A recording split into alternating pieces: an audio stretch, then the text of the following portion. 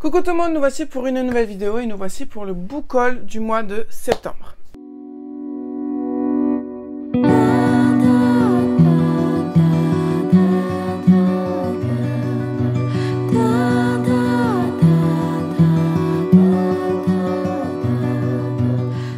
Donc pour le mois de septembre, j'ai reçu 34 livres, là qui sont encore dans ma bibliothèque. J'en ai reçu d'autres, mais que je n'ai pas terminé parce que j'ai abandonné et du coup que j'ai donné quasi en boîte à livres, la totalité.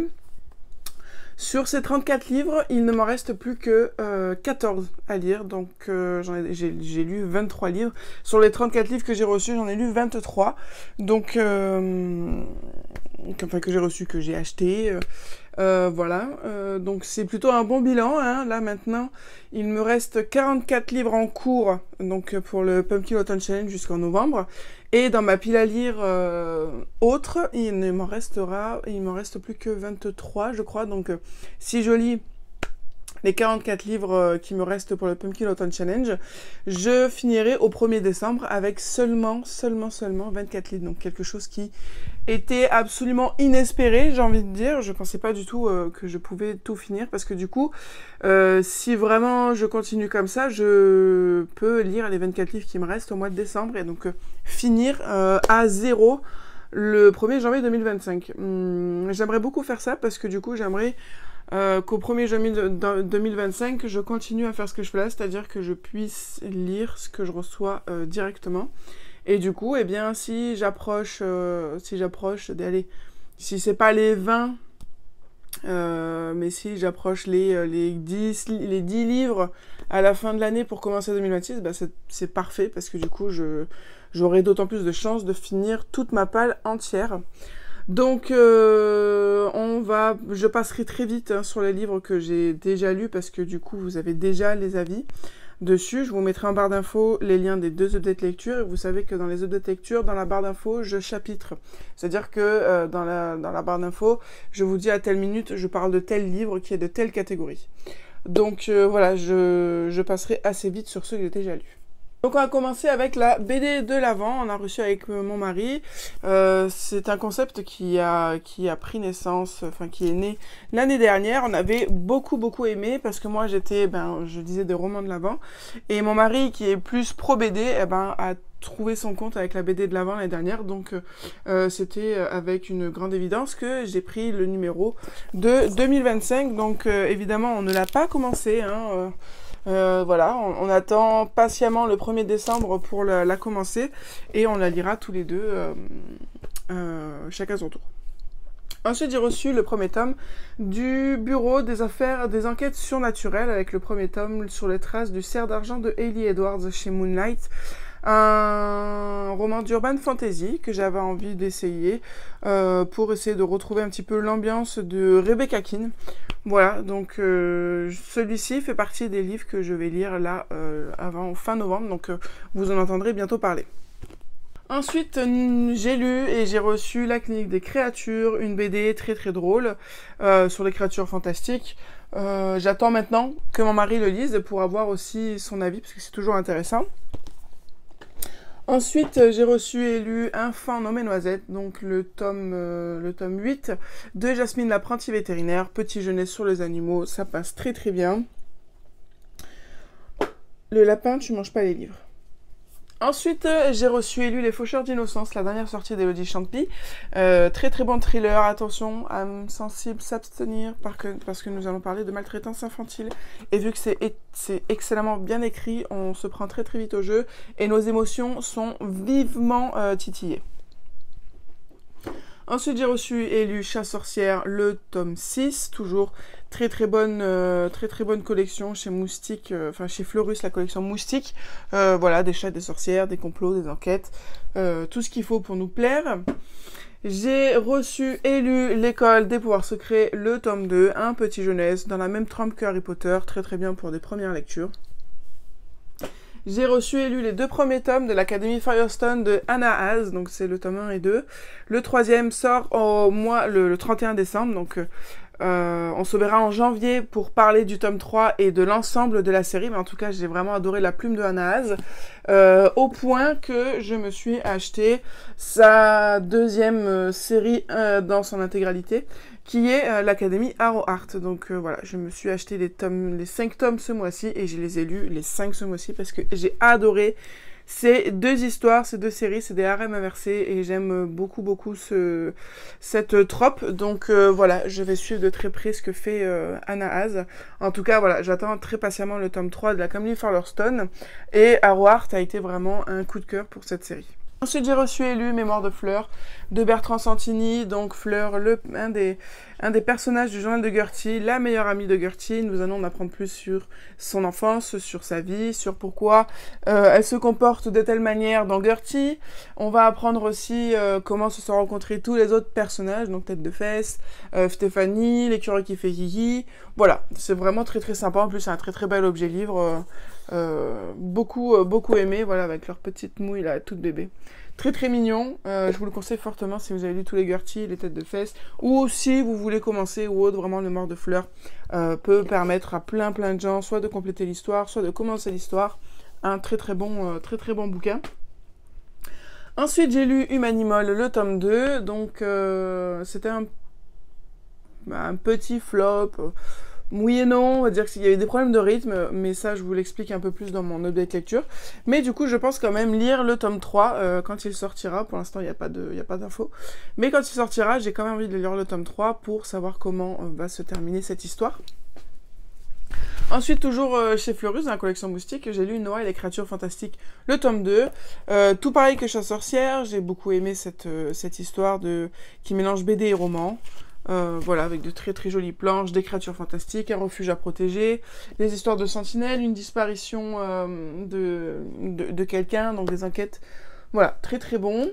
J'ai reçu et lu pas mal de BD ce mois-ci, et au mois d'octobre, je vais en recevoir encore plein. J'ai reçu et lu Violette Ténébris, très très belle BD, avec des vampires, un univers très sombre, avec des sorcières, des complots politiques. Très très bien. Je continuerai la série. Rita Perdido en BD aussi, bien sûr, évidemment que je continue cette série qui a été prononcée en tant que trilogie. Donc j'ai hâte d'avoir la suite des aventures de Rita Perdido, qui est la fondatrice de l'agence Perdido. Donc ça vient tout à fait bien en complément des romans. Du coup, je vous le dis aussi, j'ai reçu et lu l'agence Perdido, le tome 2. Je l'ai pas là parce que je l'ai prêté à une collègue. Mais voilà, très très bonne série. J'attends impatiemment le tome 3 et 4.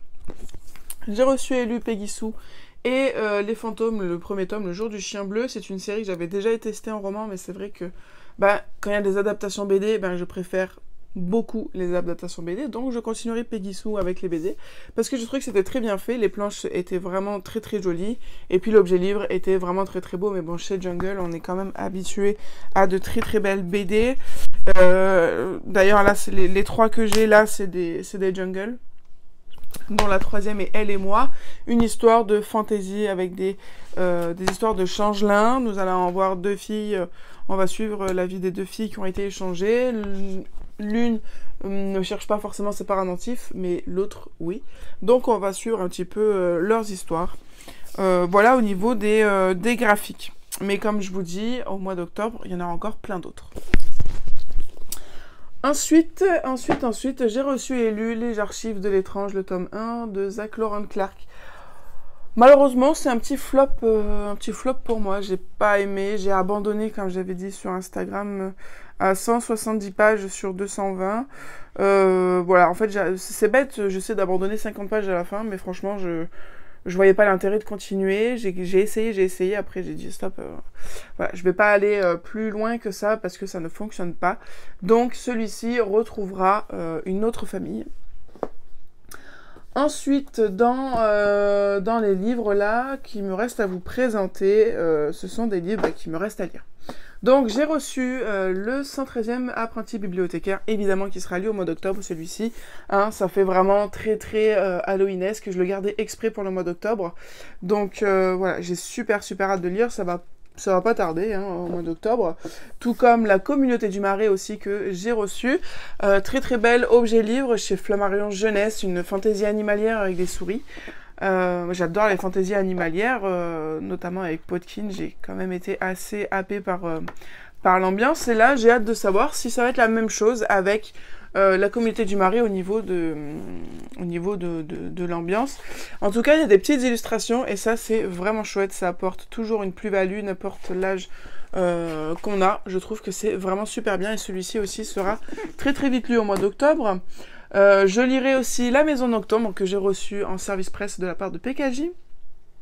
Là aussi, hein, franchement, je ne pouvais que le garder pour le mois d'octobre avec ce manoir bizarre, des monstres qui ne sortent pas que la nuit. Voilà, j'ai super hâte de le lire aussi au mois d'octobre. Vraiment, je me suis gardé une jolie pile spéciale halloweenesque pour octobre. S'ajoute à ça des dragons, évidemment, avec le complot des dragons, qui est une autre histoire de David Brie qui se déroule dans le même univers que Le Sorcier de Montbrune. J'avais beaucoup aimé Le Sorcier de Montbrune, donc là, ça va être... Enfin, dans Le Sorcier de Montbrune, on parle un petit peu des dragons, mais c'est pas l'intrigue principale, alors que là, on va vraiment être dans l'histoire des dragons de Montbrune. Donc, j'ai super hâte de les lire aussi, il sera très très vite lu.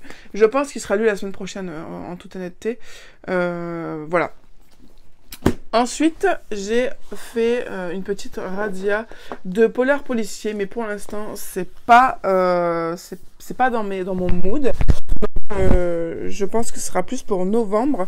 J'ai acheté pas mal de livres de Ragnar Jonasson. J'ai acheté les 2 premiers tomes de sa série, je sais plus comment s'appelle cette série, mais nous avons le premier tome Snore et le deuxième qui s'appelle Nat. Donc ceux-ci sont sur ma table de nuit, donc j'aimerais bien les lire soit en octobre, si l'envie me prend, sinon en novembre. Donc là, on est sur toujours des polars islandais. On va suivre un jeune policier qui va avoir de nouvelles enquêtes. J'avais beaucoup aimé.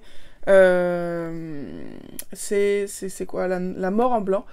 Donc voilà, j'ai envie de tester d'autres livres de cet auteur.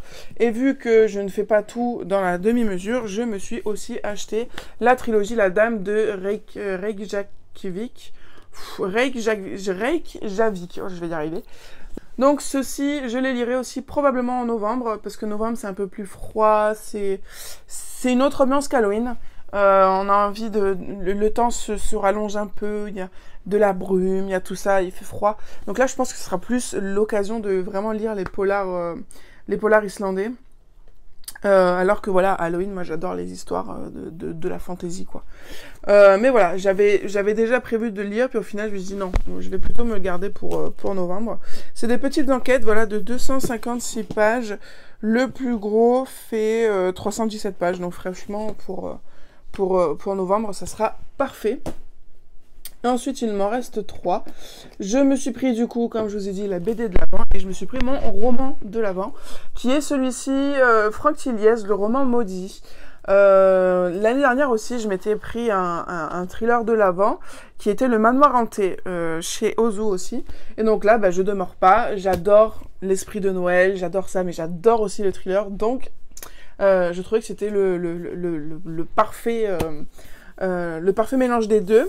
Et en plus, voilà, Franck Tilliez, j'ai jamais lu, donc on va voir. Après, je sais que là, c'est à destination de la jeunesse, donc ce sera pas forcément écrit de la même manière que ces autres romans à destination des adultes, mais au moins, je pourrais dire, j'ai déjà lu du Franck Tilliez.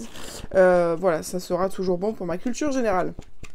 Et donc évidemment, lui aussi, j'ai super hâte de le lire, d'autant plus qu'il est quand même assez épais, donc je me dis, c'est vraiment cool d'avoir de la matière. Parce que jusqu'à présent, je prenais des romans de l'Avent où c'était assez petit, il y avait 2 pages par chapitre. Là, je pense qu'on est sur du beaucoup plus gros, donc c'est vraiment génial, le plaisir sera d'autant plus prolongé.